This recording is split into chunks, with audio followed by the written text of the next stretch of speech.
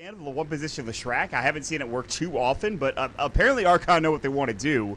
And they're going to try to end this game within the 30-minute mark. That's kind of how Dota's been played recently, though. It's just been, let's see if we can end this game particularly early. Even with anti-mages, man, like you won't see games go over like 40 minutes unless you have like a PL or something. So it's been kind of interesting recently. And we'll see. I mean, with the lineup they got right now, it would just be perfectly suited if this Wyvern does get a bit more mobile, but no boots on hand right here. You know, someone's going to look to build up those stacks for this TA. Best of 5. So let's go ahead. I'll lead out introductions here. I'll take the luxury of your Radiant side, Not Today squad. Leading up the front up here, we got Crawler. And apologies ahead of time. I'm not sure if they're sporting aliases here or if they got stand-ins, so I'm just going to go with what I see. We got Crawler playing your Rubik. None other than me, Pastor Smash. He's going to be playing your Centaur Warrunner. VaNn's going to be playing your Gyrocopter. We got 6 on your Earthshaker. And Angel is going to be playing your Zeus.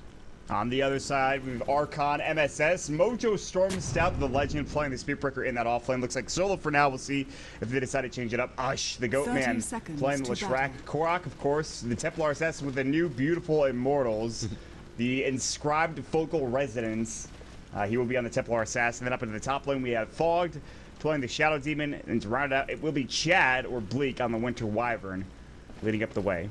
Man, that last series we did see when they were playing Snakes, Chad in that Omni Knight was just one of the performances that stood out to me enough to remember it. He was just all over the place. The heal bombs were ridiculous. Was that the game where they had the Tusk Omni combo?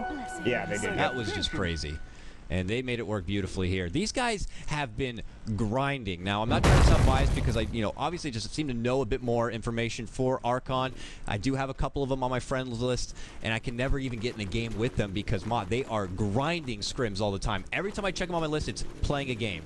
And if you see that, that means they're in a private lobby, they're setting up, they're squaring off with the local talent, if you will, and getting prepared for Seattle. So these guys are serious here, and I'm sure they're looking to step out from the Series 2-0 because, Do we show strats or not? I have to imagine they have some stuff hidden. I think every team has to. And for Archon, they have to do a lot of work, though. The thing is, they have to not only get to TI, they have to play in the wild card, try to get through that, and then go from there. So I don't honestly know how well they're looking to perform. Obviously, they won a 2-0 the series, like you mentioned, but we'll see if that's actually the case. They rotated the Gyrocopter mid, by the way, knowing that this is a better matchup for the Gyrocopter than it is for the Zeus. And so Korok will be having to deal with the Rocket Barrage early on. However, I mean, if you look at it through just base damage, Korok should have a better time.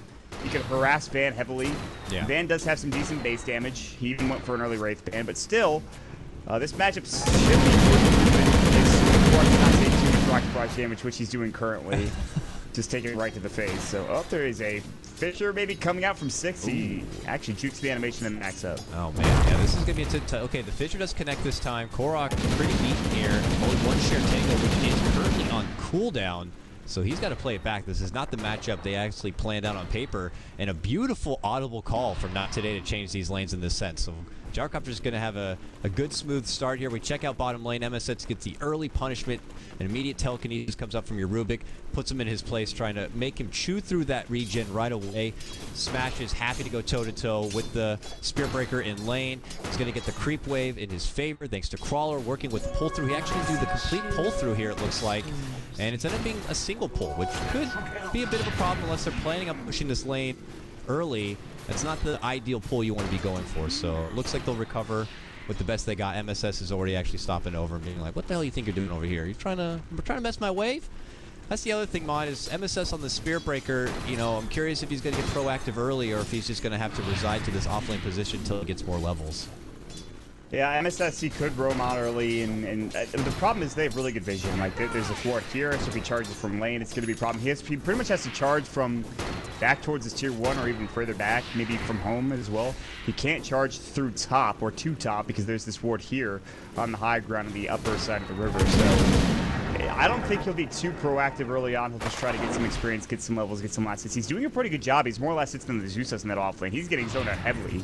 Angel knows if he walks up, he's dead. Yeah. It's Zeus. He doesn't have the most HP in the world. Yeah. It's Mario-looking idiot kind of guy, but yeah, I mean, it's a tough offlane for both offlaners at this point. What's really interesting for me is that Not Today, they have Smash and Safe on the second corner. So early blink, obviously, but will he go for Aghanim Scepter is the bigger question. And then obviously how VaNn. He has the question. He's already got 11 lessons. He might get a kill. The Fisher block, not on the right side. Korak bottles up and just barely survives. That was rough. It literally was on the right side, which unfortunately for them meant the wrong side. So Korak gets the double back. He now does have that bottle, so he'll regen up. But he continues to get in the face in a lane where TA should be able to just be a lane dominator, you know, similar to like your OD should. You know, she's just kind of neck and neck. In fact, Gyro has the best of the denies here. Miss Early Fisher. little rocket.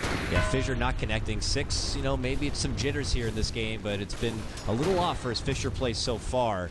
But overall, a solid lane that VaNn is taking control of. They're racing right now with 4-minute rune. 6 looking to get there first. They trade blows. Korak is... Korak's standing up. Okay. Oh, he the gets Fisher blocked. block. This Fisher, though, does work. And Oh, look at the this. body Oh, block. smell my butt. Smell my butt. 6 giving it back. This hits him in the corner. What a disruption save, but is it going to be enough? And not. Angel, who'd been punched in the offlane, will go down. Suddenly, a wild MSS appears, charges in from the south. VaNn's still going to be able to grab up the rune, quickly uses it, bottles it, and now Archon going to be losing 2 here at the start, Mott. Not today, off to a beautiful early game. What just happened? Everyone was up there. Everyone TP'd up for not today. Like, we're fighting, let's go. And MSS's charge couldn't quite get there in time. He'll leech mid experience. That's a big trade. Not today, getting first blood and getting an extra kill on top of it. Korak not being involved in any of it, going down early on. Who's already having kind of a rough time in terms of CSing. So right now, a lot of emphasis is put on Ush and how well he's going to do throughout the mid stages of this game. He might rotate around, get a couple of kills. He's going to have to carry his weight because as it stands now, Korak getting up to a slow start is a problem. But he's definitely getting the start you would want if you're getting pushed in that kind of position. 32-17 is pretty damn nice. And for little Zeus, yeah, it's a hard lane. Luckily, he was able to participate in that kill. Now he has Arcanes all of a sudden for a Zeus who really got nothing. It's just a 2-0 CS Zeus who has Arcanes now. So only level 2, though. Just trying his best to block the wave, getting this close to the tower so he can just mooch on some of this little XP. And then occasionally sap down with the Arc Lightning with the CS2. So he's still doing good. Sitting pretty here. Fog now kind of hanging around this mid lane. Just kind of scouting it about. It's an interesting ward they got just to the northern side of this mid lane. It's a bit different. Getting that little bit of extra vision, but no gank move it here happening. They only were there to kind of hope for a good counter fight, but Archon not getting proactive right now. Just back to this slow period. Stack's going to be happening here, and your 6-minute rune is about to pop up. If they were watching, they have that rune, or the Radiant, not today, have that ward up at the top rune spot. They should have seen that Observer ward place, but I don't know if they're going to counter. It's a really weird placement. They should have seen it. MSS is going to grab the regen, by the way. Oh, the first bash. MSS is going to go for the charge. Going to get the bashes. 17%, not there this time. Maybe the next time doesn't have an Orb of Venom, so one more right click, but here comes Brawler. They do the Observer ward, but they can't get the kill. He was so low.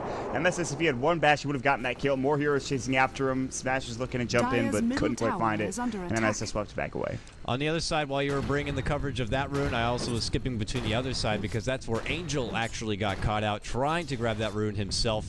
It was set up, of course, from Fog. With the disruption, Korak was there to clean up, and they do manage to get themselves on the board. But that was very close bottom lane. Smash was level 6. I believe even at the time, could have stampeded for his buddy 6 if trouble was there, but, you know, made the smarter call, held it, had confidence, and now he can hold that stampede for maybe some sort of offensive push. Or, worst case scenario, a defensive retreat, just in case action does break out elsewhere. But Archon has pointed out at the start of the game. MSS working with it for now, so Korak can fall back on that with his TA and build up to be a bit of a monster. Yeah, it doesn't matter how far behind he is in this mid lane, which is not much, especially after getting that kill. You expect a TA to have ancient stacks. Now the question is, will not today contest them? They have to know that there's going to be ancient stacks camped in the jungle.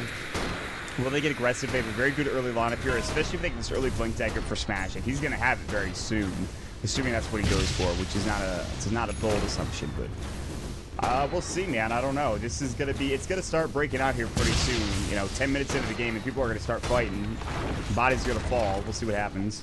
Angel floating around this mid lane here. Probably looking to get something set up. As I said before, they have that Stampede to utilize. And with Centaur not really being in the meta, not really being played, maybe Archon could be a bit rusty with going against Centaur, and this first Stampede could be something that catches him off by surprise. And it's big fights at this point in the game that could just kind of ruin your day. And with a momentum push like that, could be something that NoT today don't want to be, you know, falling away from. But we'll see. For now, just kind of continuing to slow play it here. Ush continues to get his ridiculous farm on ledge. Now 59 and 27 denies. He finishes arcane boots. He already had the point booster, so obviously he's set really bad at some point and putting together his bloodstone initially. Gonna get some early jabs onto this tier 1. Looks like Angel is going to head back towards that lane. And it looks like he's getting some assistance, Mott. It looks like it's go time potentially. Smash is departed from the bottom. He's got his blink dagger. It's time to debut and get some blood on it. This is the time. Do they have a smoke of deceit is the question. It looks like I can't see any on these 3 particular heroes. They might just stampede, or they could have 6 rotate up, but he doesn't have a TP scroll. Invis room for VaNn. They're going to rotate up. Chad will see them. They have a ward in lane. Arctic Burn will go and smash. We won't find anybody. VaNn's here. Invis still. Lightning will come in. There's the charge. James pushed out. Stampede will fly. Call down. Coming in. Chad realizing I'm in some trouble. Will pull him brace, but still gets blown up the rocket barrage. Now Ush in trouble as well. He's going to try his ultimate. Oh my god, the damage. The last tick of the rocket barrage will grab the kill. MSS running his best. And the blast going to go through. Will grab the kill, rather another strike. It is a 1-for-3 trade in the end, though. And they get the war as well. Oh, man. That's huge for NoT today. That was so interesting because VaNn being invis saved that for NoT today. They were moving on forward. Chad did a great thing. He went to Arctic Burn and started poking at Smash, so there was going to be no blink active. He couldn't get in there, and it looked like they were going to be using the Stampede to kind of retreat a bit, but VaNn was there in the dark waiting. He had that invis bottled up, and at that point, Archon were like, hey, we might be able to turn this around. Let's consider engaging. And then VaNn just shows himself, and shit really starts to hit the fan. Archon loses a couple, and now quickly it's NoT today up 5-2. Looks like we are going to have a lead in charge onto 6 here in the mid lane. Your Earthshaker is going to be stepping back, so MSS should ultimately pull off at some point, I'd imagine. 10-minute room has popped up. Crawler is going to grab up the bounty there at the top. Added slow to the bottom lane. No one in the bottom lane at all. So no one utilizing this bit of free XP from either side, which can be a bit unnerving to both sides. You're like, okay, there's a core out there somewhere farming up, and then the other team is like, there's an offlaner out there moving around. You start playing a bit on your toes. Yeah, I mean, especially if you have no vision down in the bottom lane or anywhere on the map for the mid. There's like one ward for both teams. There's a second ward that was just placed for both Archon as well as NoT today. NoT today threw down that ward mid, and then Archon has placed that ward up here towards that top rune spot. Everyone TPing mid for now.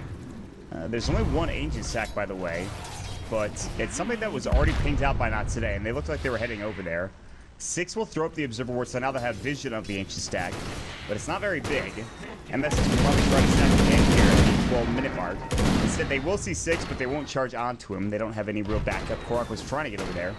Korok looking like he's going for an early BKB. He picks up the Ogre Club, and there's a lot of magic damage here, and this is the right call, I believe. Sure, he's not dishing out the most damage in the world, but I don't think he really minds. Yeah. He has a lot of damage at his back with, of course, the Soul Catcher, Leshrac pumping out a lot of heavy damage, and Winter's Curse for lockdown and Arctic Burn, what have you. So I think it's a good choice. Yeah, I mean, this is ideally not what they had in mind when they put this Templar Assassin on Korok in the mid lane. They were hoping for a different mid lane matchup. They were probably hoping to do your usual, cookie cutter, snowball, TA effect, going for early Deso, sweeping in, getting your stacks of Ancients, getting your Roche walking out with a victory. This is going to be a best one here. NoT did a very nice job changing the lanes up quite a bit, and now kind of utilizing that bit of an early boost already with VaNn, getting this Gyrocopter all over the place. And look at this, he's going to find a sweet little blueberry rune he's going to grab up here at the top. And it'll look like to walk back this mid lane here. It's just more getting these supports up and leveled. They already got Crawler actually almost at level 7 here. This Rubik is pretty farmed up. And then you look at the other side here, and Chad trying to get his level 6. Winter's Curse is so big in this game especially. That Gyrocopter could end up decimating his own team if not careful. But he's only looking to decimate someone else. Chad's going to get caught out. Don't care about no cold embrace. And they just get a quick, easy hit and run right there. So will they get away with it, though? Crawler could be caught out, steals the cold embrace, uses it on himself, and now gets charged up. And another strike puts him on the high ground. They're still going to be able to get him finished right there, gets him going down. And look at this, they end up trading blows. Looking on the retreat here, Stampede, they run away as Ush does show up. Korok gets the slow with the trap. Good Fisher comes out from 6, and that's going to force him to double back. Ends up being, what is it, a 2-for-1 trade all day in favor of NoT today. Archon's catch potential is not great. They don't have Demonic Purge. They don't have Winter's Curse, which I think is their biggest. The Split Earth was not there in time from Ush. The Stampede is going to be so good. And then the Nether Strike just kind of pushes people around. You saw it push him up onto the cliff there. So, a really nice play from NoT today. And they're going to smoke up, or they're going to go right with this. And you need to be careful. Every time you see Smash off the map, you have to be worrisome, especially now that everyone's off the map. Oh, man. Korok's dead. He's dead. Beautiful movement coming out from NoT today this game, man. They're all over the place, and when they make a move, they get an objective. They get a kill. This one, they get the kill, and they get to clean up what was left over of that stack. And they walk back and away. VaNn making this Gyrocopter work, man. A very unusual skill build-up, I gotta say. 3 points into the homing missile, where nowadays you're seeing gyros. A lot of them just now don't even care about homing missile altogether. They just go straight into flak and then go from there. He's like, I'm all about the zoning potential here. I'm gonna make this homing missile work. And now he's starting to put some levels into the flak. But this tier 1 in jeopardy here. They do hold the glyph. Chad goes into Arctic Bird. Look at his own back smash. Smash doesn't like that. It's deceptive damage that Arctic Bird can really do, even at just level 1. But he has it at level 3, and he's able to get those long-range shots in. Now they're going for the deny, and they're going to be taking back that gold and away from NoT today. Deny, middle tower but in the end, it's still a tower that's lost. And what are they getting out of this? Korok just died. He's finally back, but he's not really particularly farming well because of all the action. And Ush doesn't have his blood. Like 20, 25-minute Blink Dagger, unless, hey, he gets a casual walk-up Echo Slam, you never really know. So not today. It's more about just keeping up this pace, keeping up this momentum. You got a beautiful start right here. Don't allow Archon to get back into this game. Keep getting your Gyrocopter further and further ahead. As far as the Earthshaker goes, he's playing the hard 5 support, and we see this so often. Teams will be ahead, like, 10, 20 kills, and Earthshaker still wanted the Blink Dagger, or, 15-minute mark. It's not super surprising. It's just, it's going to take some time, obviously. He'll get there eventually, but for now, they're going to smoke up, and this will help things along if you can, like you mentioned, get a walk-up Echo Slam, maybe get a good Fisher block. Korok and Ush, these are the real important targets, and Korok in trouble. Zeusol comes out, they know a fraction coming out. There's the Fisher, good stop coming out from the track. There's the Echo Slam, there's the Rocket Barrage. They will try to turn on this. They will grab a particular kill. Now the Winter's Curse coming out. They might get banned. Pretty good trade so far. Now they're looking to get 6 US. No Blink Dagger, but the art's burning slow. MSS has charged. One Fisher will come through. The Urn charge is up onto 6. The last right click, the last couple of right clicks will come in. MSS will secure this kill. It will be a 2-for-1 trade. And they'll continue chasing. Crawler in trouble. I'm not sure why he's this far up. He didn't steal the charge. Oh, so unfortunate. He actually got the whatchamacallit, but he dies anyways. That did not go well for NoT today. They lead in there, a promising start. They catch out those 2 cores. It cost them 3, count it, 3 ultimates to bring down Korok. The Stampede to get in there, they used a call down. They did a walk-up Echo Slam right there to make sure they could secure that finish onto the TA. And then by that point, it was all hands on deck for Archon. They turn around. Look at this. It's like Power Rangers as they're all teleporting this top lane.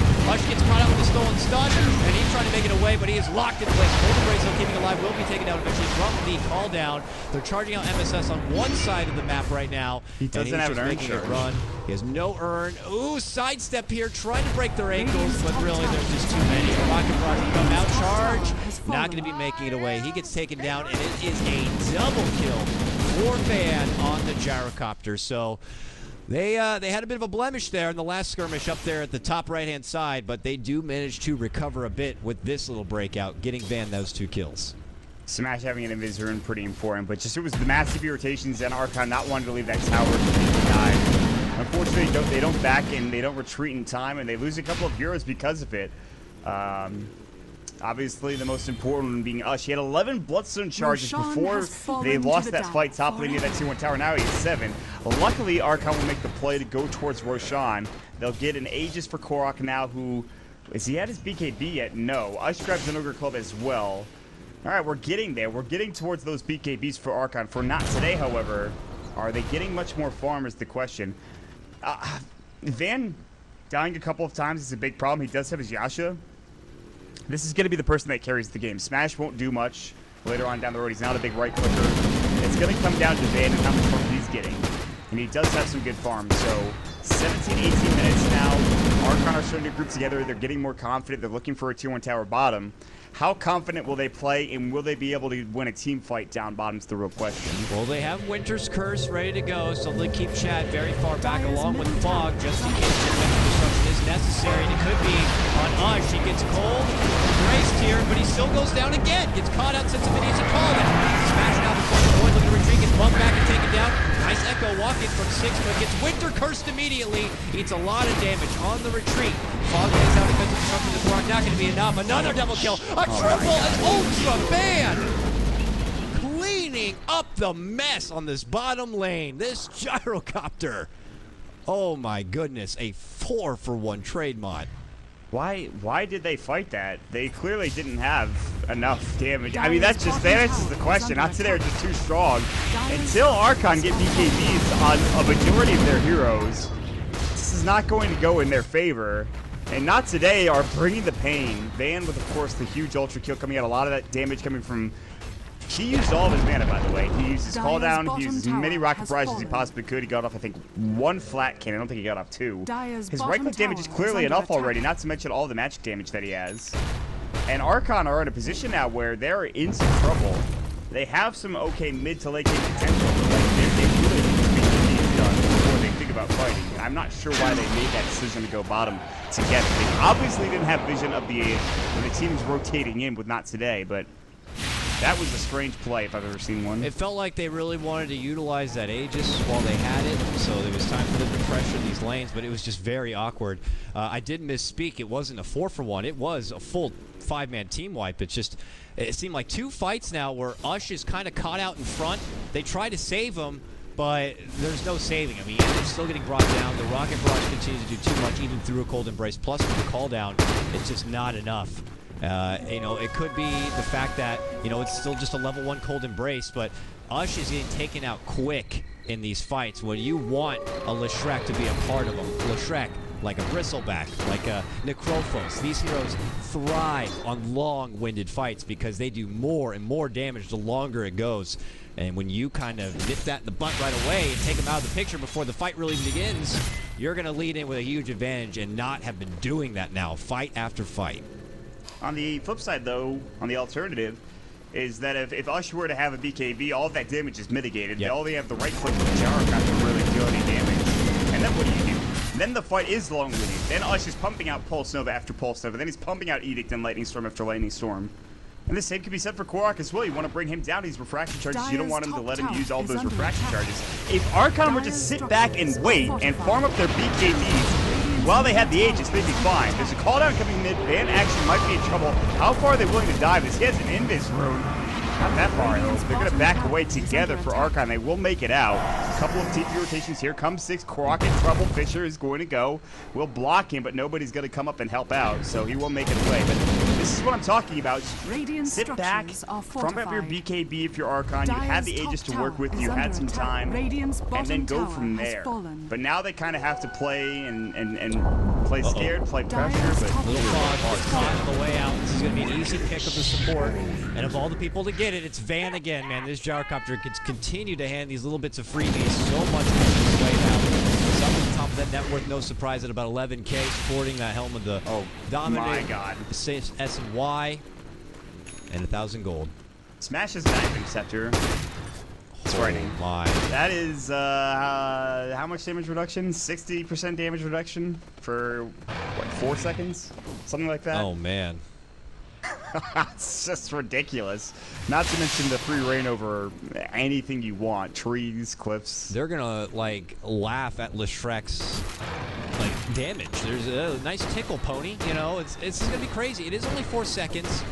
Remember also, it comes with that, unobstructed running pattern as well. You can run up and down cliffs, sideways. It doesn't even matter when someone pulls out the ball and stampede. This Zeus has an Aghanim Scepter. He's an offlaner. What? Wow.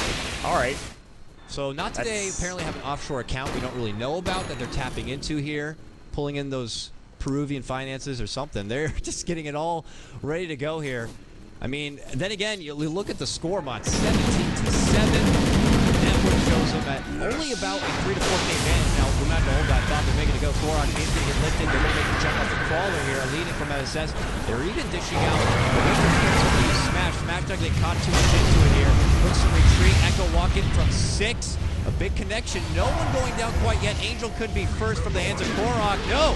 They get him. They get smashed. 2 down from the side of Not Today. Still refraction. Going on in. Gets refraction to stop the damage a bit. And now they turn it back for Ush. They get a telekinesis. There's a rocket going in. It is going to pop him. VaNn looking to re-engage here. Sees Korok. Sidesteps in once. Ush moves in. Gets the kill. But no. Quick suicide. Crawler should be going down to Korok. Korok gets that grab. Now they retreat. Or do they? They engage with the VaNn here. There's a rocket that will connect. MSS engages. They want that bounty.